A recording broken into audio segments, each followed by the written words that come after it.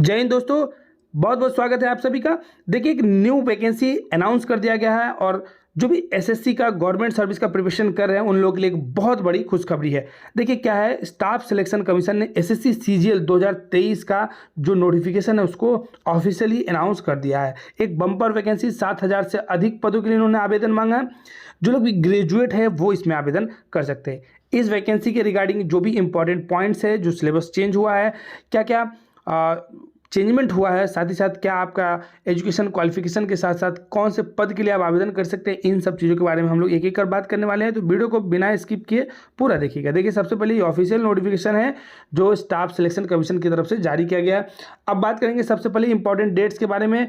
तो date of submission of online आवेदन है वो आपको 3/4/2023 से लेकर 3/5/2023 के बीच में, यानी 3 अप्रैल से 3 मई के बीच में आप आवेदन कर सकते हैं। अब ये सारी इंपॉर्टेंट है, लास्ट कब तक आप चालान ले सकते हैं, ऑफलाइन कब तक भर सकते हैं, लेकिन जो इंपॉर्टेंट है उसके बारे में हम लोग देख लेंगे कि देखिए जो एग्जामिनेशन है, प्री एग्जामिनेशन यानी टायर 1 का एग्जामिनेशन वो आपको जुलाई 2023 में होना है। यानी अभी देखिए अप्रैल हो गया, मई तक आप फॉर्म भरेंगे, आपको जून और जुलाई लगभग 2 मंथ का ही वक्त आपके पास है। टेंटेटिव शेड्यूल फॉर टायर 2 का अभी नोटिफाइड नहीं किया गया, वो भी जल्द ही नोटिफाइड कर दिया जाएगा।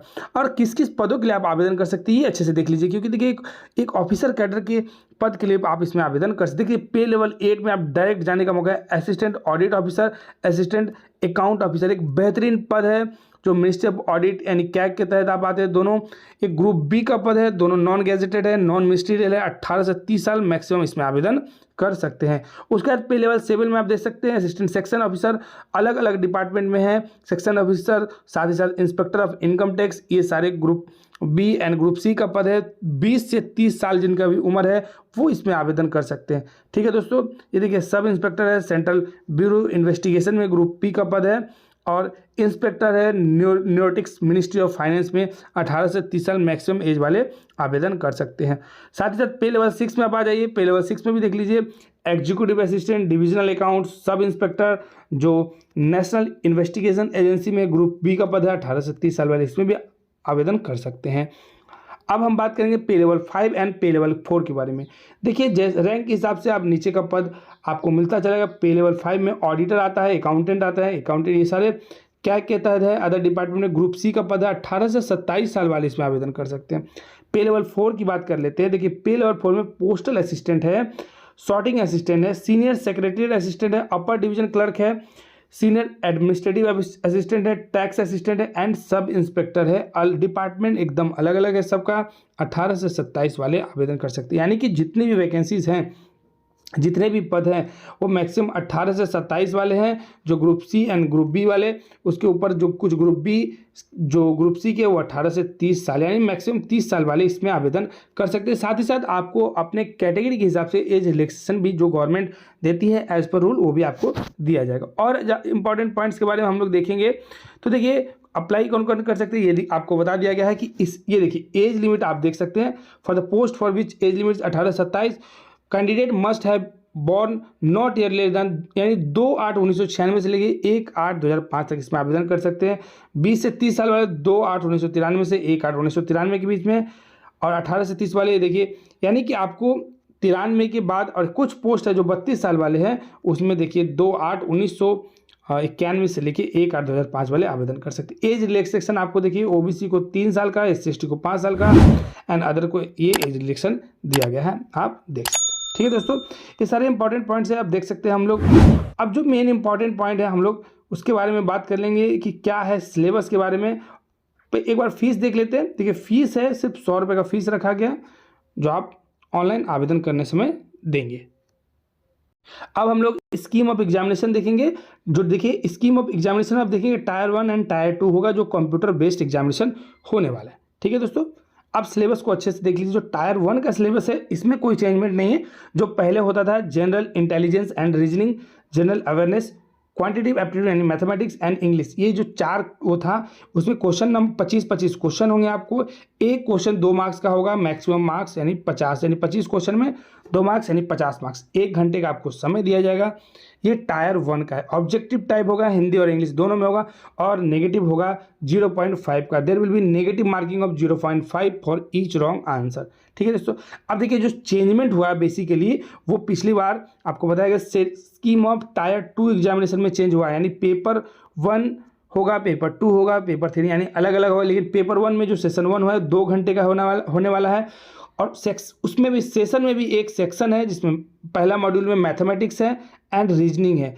जो मैथमेटिक्स का 30 क्वेश्चन होगा, रीजनिंग इंटेलिजेंस का 30 क्वेश्चन होगा। एक क्वेश्चन 3 मार्क्स का होने वाला है, यानी टोटल 60 क्वेश्चन।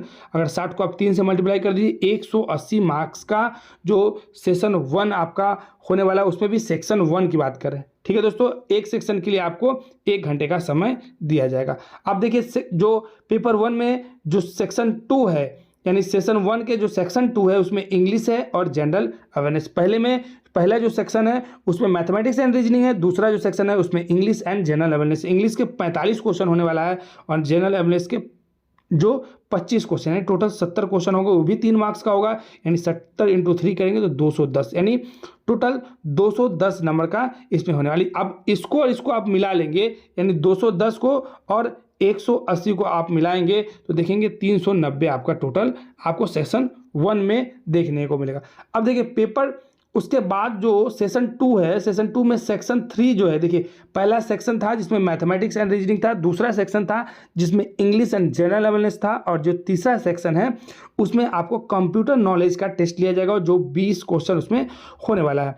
ठीक है, और डाटा एंट्री मॉडल यानी स्पीड टेस्ट यानी टाइपिंग टेस्ट, ये सब आपका कराया जाएगा। ये एक क्वालिफाइंग नेचर का होने वाला है, इसमें आपको कोई मार्क्स नहीं, क्वालिफाइंग इन नेचर होने वाला है। और जो क्वेश्चन 20 होंगे, इसमें एक क्वेश्चन 3 मार्क्स का होगा मेंस में, वो 60 आपका मार्क्स हो जाएगा। अब देखिए पेपर 2 जो है स्टैटिक्स है, एंड जो पेपर 3 एंड जो फाइनल, ये सबके लिए नहीं, ये स्पेसिफिक उन चीज़ों के लिए जो स्टैटिक्स के लिए अप्लाई करेंगे, जूनियर स्टैटिकल ऑफिसर के लिए, और जो ऑडिट सेक्शन में अप्लाई करेंगे उन सभी के लिए ये अलग से पेपर होगा। ये 2-2 घंटे का होने वाला है। ठीक है, अब देखिए tyre 2 will be consider paper 1, paper 2 and paper 3। Paper 1 is compulsory for all post and paper 2 will be only for those candidates who apply for the post of junior statistical officer and ministry of statics, and जो अब other statistical investigator के रूप में apply करेंगे।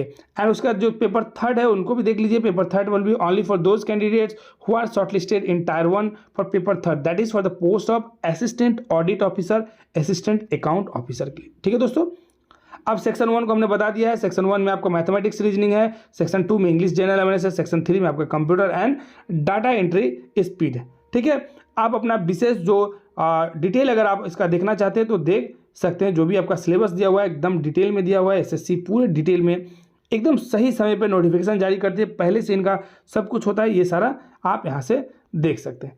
ठीक है दोस्तों, और आपको कोई इंपॉर्टेंट पॉइंट मैं बता देता हूँ।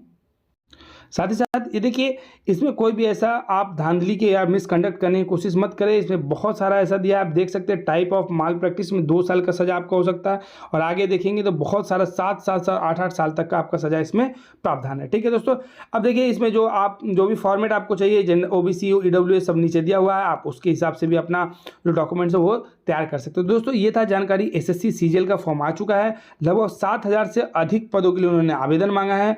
उसमें आप अगर SSC में अपना कैरियर बनाना चाहते हैं, यानी केंद्र सरकार में अपना कैरियर आप अच्छे से एक अधिकारी के रूप में बनाना चाहते हैं, तो आप इसमें आवेदन कर सकते हैं। लगभग इसमें 8000 से ज़्यादा पद है। ठीक है दोस्तों, तो ये था जानकारी। अगर वीडियो पसंद आया होगा तो वीडियो को लाइक कर दीजिएगा और चैनल को सब्सक्राइब कर दीजिएगा। जल्दी ही हम आपको SSC का एक फॉर्म भर के स्टेप बाय स्टेप बता देंगे। ठीक है दोस्तों, धन्यवाद, जय हिंद।